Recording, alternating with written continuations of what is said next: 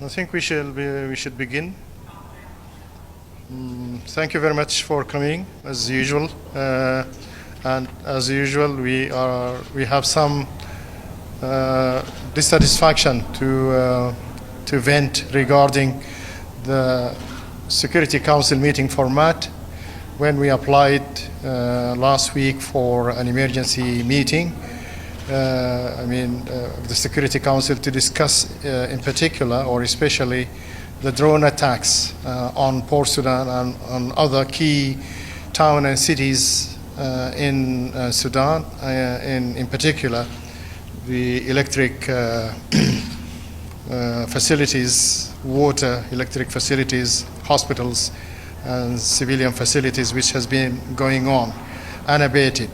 So regarding the format of the Security Council, although we do thank the President of the Security Council, the PR of Greece, for his cooperation and coordination of the meeting, but we certainly have that we thought that the meeting did not satisfy our expectations although we do respect the neutral role of the Greece has met one of its guiding principles of its objectives during its presidency and membership of the Security Council. But we wish to express few concerns. The UAE intervention in the work of the Security Council, according to the evidence we have had, seeks to undermine the primary responsibility for the maintenance of international peace and security. It also seeks to silence Sudan's voice within the Council, claiming that Sudan is exploiting the Security Council platform to promote propaganda against it, according to the testimony of the witnesses, experts, media, professionals, strategic centers, observers, and investigative journalism. Western journalism, our statements provided arguments, evidence, statistics, and a legal basis, a legal substantiation basis of the conflict or the war of aggression, which has been promoted by UAE and its surrogates and proxies in Sudan and across Africa, and in addition to the mercenaries. So we think that what we stated about the UAE's aggressive role was supported by international circles, human rights organizations and others. Those who seek to silence our voice, aware of this fact, have employed all possible means, pressures to silence it, disregarding its inconsistency with the Charter and the Council provisional rules of procedure. So the UAE is leading efforts and exerting pressure on the Council to unfairly influence Sudan's position within the Council.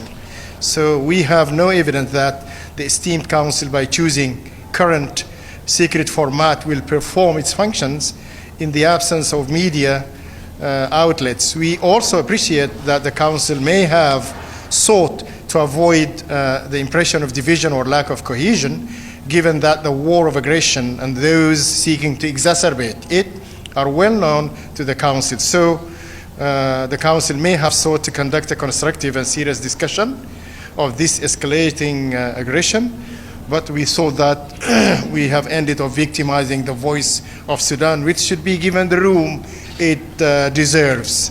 Regarding the drones attack, we have this information to share with you. First, the drones attack on Port Sudan has significant geopolitical implications and reflects the UAE hostility. The UAE interest is establishing a military presence in Sudan as part of its strategic plan to enhance its influence in the Red Sea region and East Africa. In addition, these regions are critical for international shipping routes and have been affected by piracy and regional conflicts. So the suicidal drones attack that hit Port Sudan or targeted Port Sudan, the temporary administration capital during the war, came from across the Red Sea from one of the UAE military base. The UAE military base launched a strike as requested and demanded by the RSF, targeting Port Sudan airport and the civilian and oil facilities within Port Sudan that led to disturbing operations and affecting infrastructure. The full extent of the damage is still being assessed. So we think the UAE and RSF are typically equipped internationally to target or intentionally to target Port Sudan because it is a key gateway for the Sudanese government, and the disruption can have significant consequences. Not only this, but on the region, on trade, and on the security of the Red Sea. So the insurgents of the RSF are secretly advocating for an attack against the Sudanese Sovereignty Council members in Port Sudan. The UAE is determined to offer massive military support to RSF to prevent their fiasco after the recent successful operations have repelled the massive sitting of the RSF in the urban centers and in the middle of Sudan. So Port Sudan stability is crucial, and collaborative efforts are essential to ensure the safety and prosperity of this vital coastal city. We look forward for the engagement of the UN and the international community and those regional partners of peacemaking in connection with the war of aggression in Sudan. So it is likely that the drone attack on Port Sudan was executed by a long-range MQ-9B or MQ-9 drone from one of the UAE military base, which is strategically located along the Red Sea and Gulf of Eden. We assume the UAE Navy vessels carries significant logistical operation of suicide drones. The MG-9B drone provides a footprint for the UAE to support RSF military operations efforts in nearby conflict zones, including Port Sudan. So the key findings in this respect, one assumption could be the UAE military aircraft attacked by Sudanese armed forces in Niala airport on May 3, 25 killed 13 number of foreigners.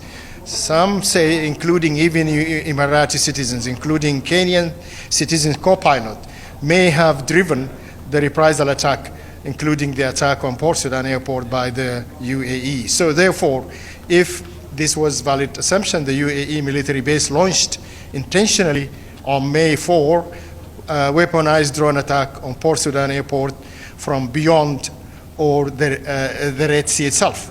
In May 4, several OPS ground agents or group agents reported GPS jamming events resulting in the drone showing its position. Several hotspots were identified, including over the Red Sea. So in May 4 as well, at least 8 cruise missiles or drones were launched from over the Red Sea, reportedly launched from a UAE military base targeting Sudan. The Red Sea international water and air base has been used for at least 5 hours of concessions to attack Port Sudan airport. So the drone attack on Port Sudan airport and other cities was intended to disrupt and isolate Sudan during these telling times. This UAE strategy includes drone attacks on infrastructure and security institutions aimed at countering the influence of the Red Sea region attacks against Sudan. So the UAE establishment of a military base in other areas, across the Red Sea reflects a strategic interest in securing in East Africa integrity routes. It is expanding its expanding influence in the Horn of Africa, which is now an asset for regional instabilities. So the attack highlights the ongoing security challenges and threats faced in the region, impacting both local and international interests. So the key finding, the UAE and RSF have strategically planned to attack Port Sudan, a vital maritime hub for the Red Sea, plays a crucial role as temporary capital of Sudan and government dignitaries and security residents, and also a safe haven for the displaced in their southlands. Its strategic location makes it a focal point of UAE and RSF activity and geopolitical interest. However, this prominence also makes it susceptible to to various security threats, including drone attacks. So another possibility is that the attack involved the use of suicide drones, a type of unmanned aerial. The Hunter 2S drones were flown out from the Red Sea, international water, communicated with the UAE Navy vessel, armored cruiser missile, carry out complex cooperative attacks with a high degree of autonomy that is designed to carry explosive and detonate upon reaching its target. These suicide drones were launched from remote locations in the Red Sea, international waters, maybe southwest the Red Sea, making them a formidable tool in modern unstoppable and difficult interception asymmetric warfare. So some suicide drones came from the Port Sudan, from West Port Sudan, where the air navigation interception system radar across the western Sudan, nearly Abu Hamad, across eastern part of the city, it has been detected. So the geopolitical tensions, Port Sudan is a corridor for significant political capital routes, and control of destruction of this temporary capital can shift regional power dynamics. And economic disruption targeting Port Sudan airport, government facilities and officials can have devastating effects politically, military, and economic supply chains, impacting regional stability, and also escalate the war of aggression which was approaching its end before this escalation of attacks. So we think that RSF dedicated an incident response team from foreigners in places to manage and mitigate any operational failures, and the UAE and RSF has worked or collaborated together to achieve this. One final point is that the France 24 observers, as you have known, obtained a document linked to the sale of the Bulgarian mortar bombs found in Sudan. It is a delivery verification certificate, a document from the person supposed to be the end user of the weapons that attest that they were delivered. It's issued by the armed forces of the UAE, the first frame. This document attests that the army receiving a shipment of the same type of mortar shells shown in the video filmed in Sudan, 81 millimeter mortar bomb, HE, final frame, as well as other types of mortar bombs. The Emirati army is listed as the end user of the bombs. Two companies involved in the transaction are also listed, an Emirati company called International Golden Group, PJSC, second frame, and a Bulgarian company called ARM/BG Limited, third frame. This is what the France observer team has come to reach. So the document shows just how large the shipment of mortar bombs was. 15,000 bombs, measuring 81 millimeter, like those seen in the videos from November 24, filmed in Sudan, but also 2,780 bombs measuring 60 millimeter, 30,000 measuring 82 millimeter, and 11,464 bombs measuring 120 millimeters, much more powerful caliber. So this is in a nutshell what we want to share with you in the aftermath of the Security Council. If anyone has got any question. What do you concretely expect from the Security Council? Yes. Other than words? Yes, we expect from the Security Council to live up to the expectations of the international, wide international and massive focus of the war of aggression in Sudan, the suffering of its people, the killing of women, raping of women, children, and the massive unparalleled historical displacement of the citizens, Sudanese. And when they sheltered at Port Sudan, they came again to discipline them. They attacked again Zamzam and attacked Abu Shok camps. That's only and exclusively dedicated for hosting refugees and displaced people. How can you accept killing those people would enhance the leverage of the UAE to subdue the Sudanese government and its sovereignty to come willingly to the peace that they wanted to impose and dictate on Sudanese people?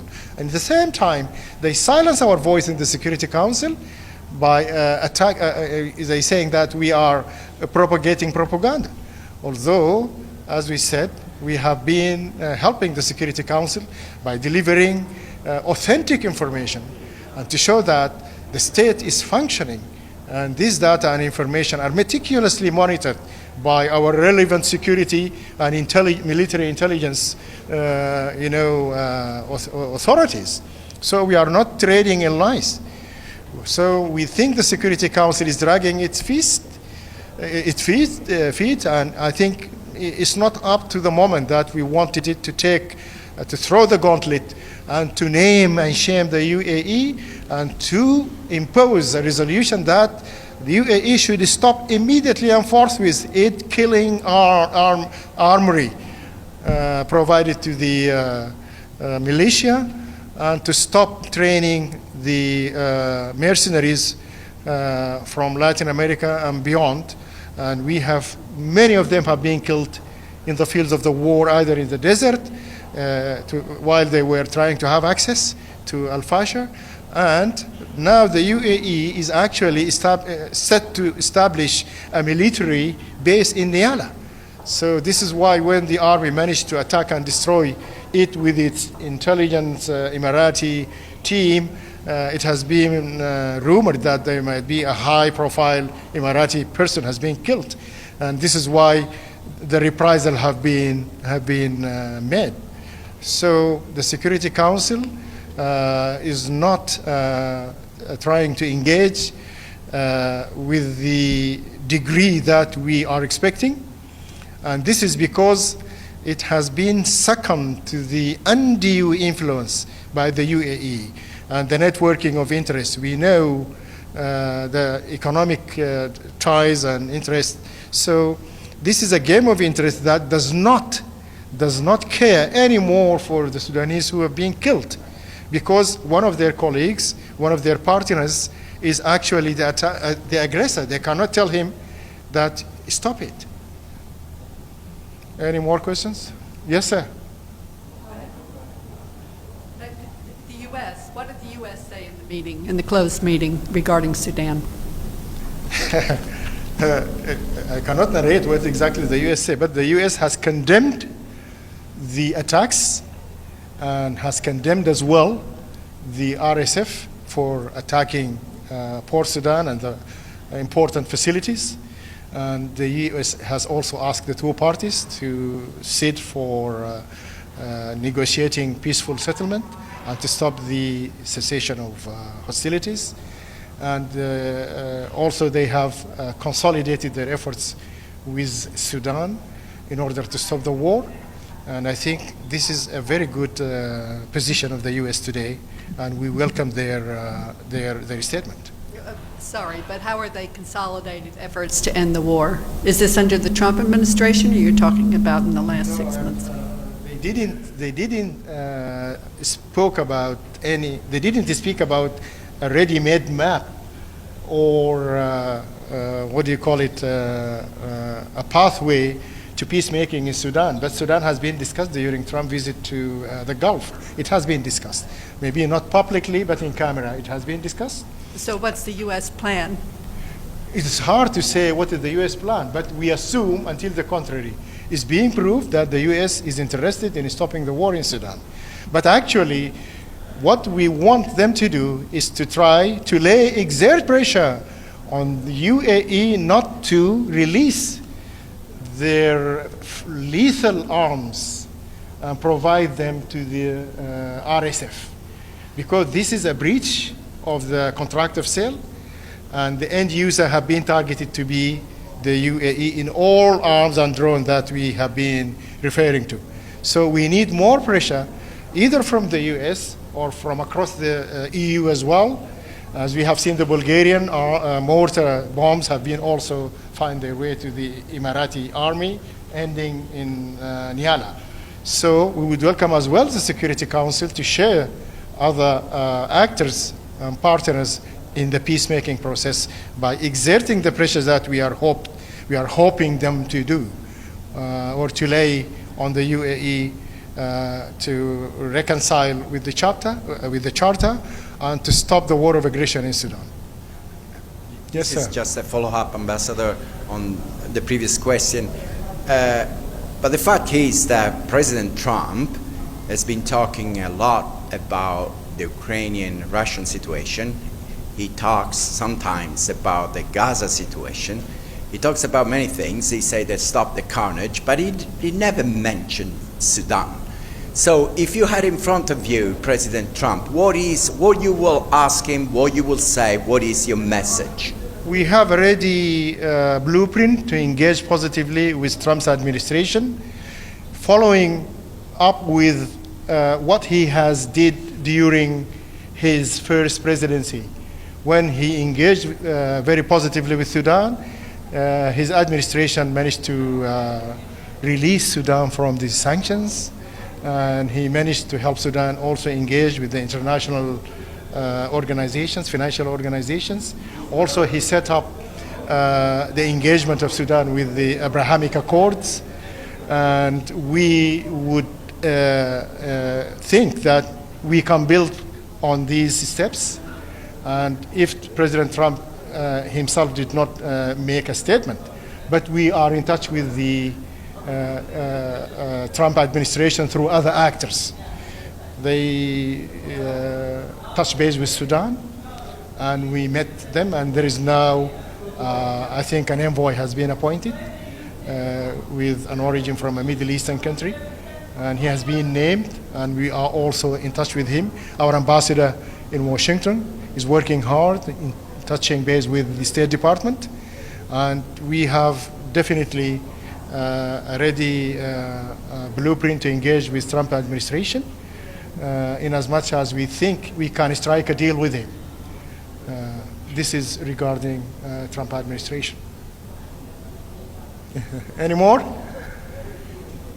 Thank you very much for your kindness and cooperation.